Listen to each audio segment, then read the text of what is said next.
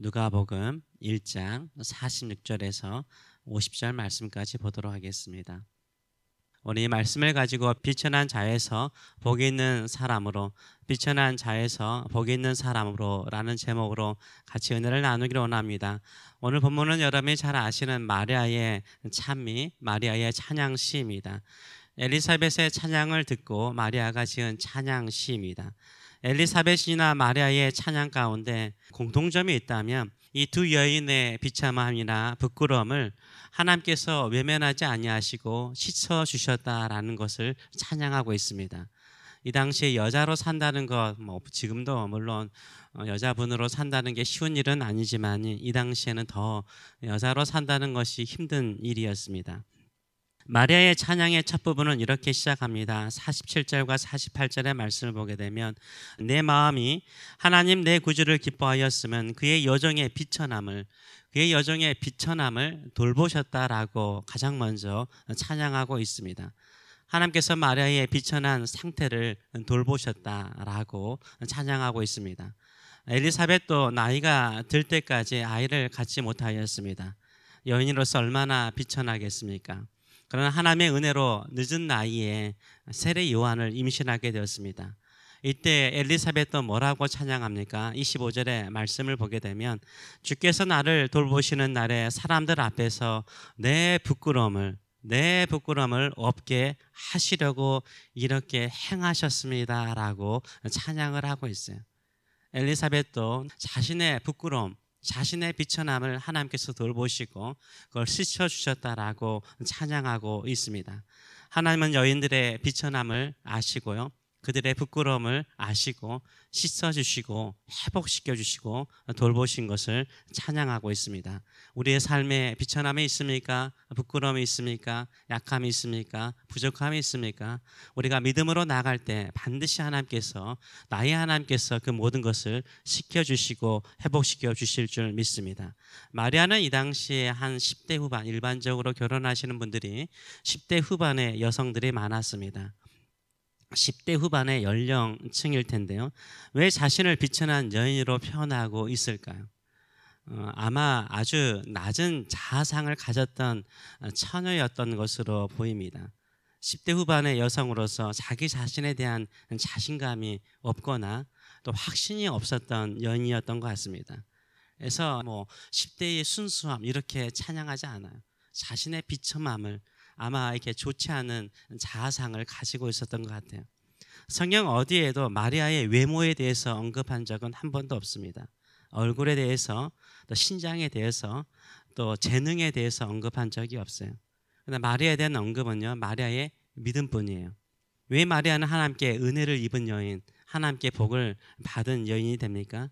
인간의 남자가 아니라 성령을 통해서 처녀의 몸으로 임신할 것을 들었을 때요, 그걸 그대로 받아들이잖아요. 천사 가브리엘의 말처럼 대저 하나님의 모든 말씀은 능하심이 없느니라, 이 말씀을 마리아가 어떻게 해요? 대꾸하지 않아요. 오히려 그대로 받아들이잖아요.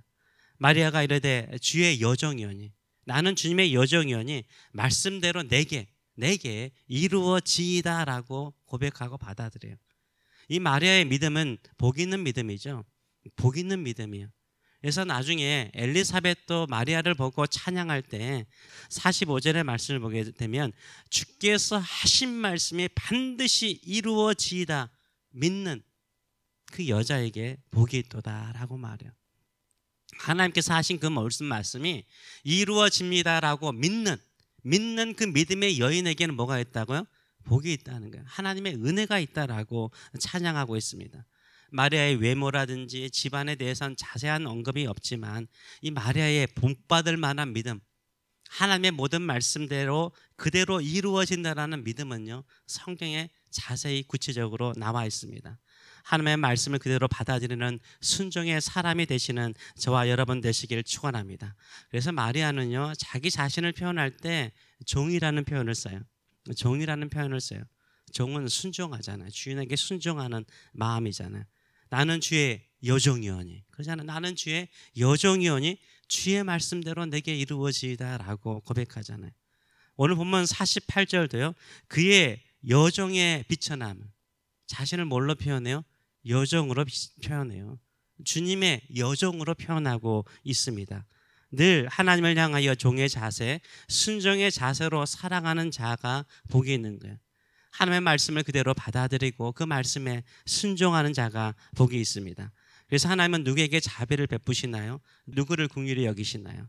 하나님을 두려워하고 하나님이 나의 주인이시기 때문에 그분의 하신 모든 말씀을 경외하는 마음으로, 순종하는 마음으로, 떨리는 마음으로 순종하는 자에게요, 하나님은 무한히 자비로우세요. 무한히 긍휼을 베푸십니다. 마리아는 50절에서 이렇게 찬양하죠. 긍휼하심이 두려워하는 자, 하나님을 경외하는 자에게 대대로 영원히 forever 이르도다라고 찬양하고 있어요. 저와 여러분은 하나님을 경외하십니까? 두렵고 떨림으로 그 말씀에 순종하십니까? 종의 자세로 늘 하나님께서 어떠한 말씀을 하시더라도 저는 그 말씀에 순종하는 마음으로, 종의 마음으로 살겠습니까? 이렇게 고백합니까? 이렇게 고백하고 나가는 자는요, 주님의 종으로 살면 주님께서 우리 인생을 책임지시는 거예요. 마리아가 이렇게 말하죠. 자신의 비천한 신분, 아주 낮은 자아상, 자랑할 만한 것이 없는 외적인 능력이나 재능이 없더라도요, 하나님을 향하여 순종하는 마음으로 나가면서 이렇게 자신의 하나님을 찬양하고 있어요. 47절의 말씀을 보게 되면 내 마음이 하나님 누구요? 내 구주래요. 남의 구주가 아니라, 남의 구세주가 아니라 내 구세주래요. 내가 만난 나의 구원자, 나의 구세주라라고 표현하고 있어요. 그래서 이 마리아는요, 찬양의 출발이 뭡니까? 내 하나님, 내 구세주로 인하여서 내가 기뻐한다라고 말을 하고 있어요. 내 하나님을 내가 찬양하고 기뻐하면서 48절은 내 하나님은 어떤 하나님이라고 말하고 있습니까? 능하신 이가, 전능하신 하나님을 말하는 거잖아요. 얼마이티가, 전능하신 하나님께서 큰 일을 누구에게요? 내게 행하셨대요. 큰 일을 내게 행하셨으니 그 이름이 거룩하시도다라고 말하고 있어요. 내 하나님께서 나에게 전능하신 능력으로 큰 일을 행하셨으며 그 이름이 거룩하시다라고 말하고 있어요. 내가 하나님 앞에서 순종의 마음을 가지고 나갔더니 하나님께서 나에게 긍휼과 자비를 베푸셨다라고 찬양하고 있습니다. 그 당시에 수많은 여인들이 있는데 누구를 하나님께서 쓰시기를 기뻐하셨을까요? 역대하 36장 9절의 말씀처럼요, 여호와의 눈은 온 땅을 두루 살피사 누구를 찾죠? 전심으로 자기를 향하는 자, 찾는 자를 향하여 능력을 베푸세요. 전능하신 하나님께서 그 크신 능력을, 그 크신 일을 누구에게 행하신다고요? 하나님을 전심으로 찾는 자, 하나님께서 말씀하시면 그 말씀에 기꺼이 순종하는 마음을 가지고 사는 자들에게요, 그들의 비천함이나 부끄러움에 상관없이 하나님 그 능력을 행하시는 줄 믿습니다. 이게 우리 하나님이세요. 이 하나님을 내 인생 가운데 만나시는 저와 여러분 되시길 축원합니다. 가장 아름다운 모습은요, 늘 순종의 마음, 말씀에 순종하는 마음으로 살아갈 때 우리의 하나님, 나의 하나님, 내 개인의 삶 속에 역사하시고 일하시는 전능하신 하나님을 만나게 되는 줄 믿습니다. 근데 사람이 교만해지면요, 내가 가진 것을 자랑하고자 하고 내가 있는 능력을 자랑하고자 하고 내 부를 자랑하고자 하잖아요. 하나님이 내치세요. 그래서 마리아의 내일 보겠지만 후반부는요, 교만한 자들을 내치세요. 겸손한 자, 낮아진 자를 하나님은 세우세요. 그래서 여러분의 삶 속에 혹시 낮아진 심령입니까? 비천한 마음입니까? 부끄러운 삶의 현장 속에 있습니까?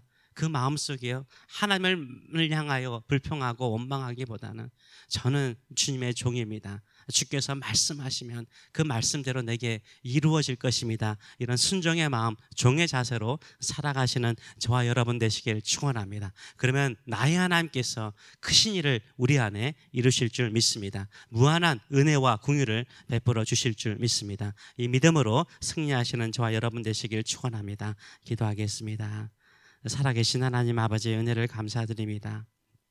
가끔은 우리가 자랑할 것이 없기에, 누구 사람들에게 내세울 것이 없기에 부끄러울 때도 있고 내 자신을 스스로 초라하게 볼 때가 있습니다.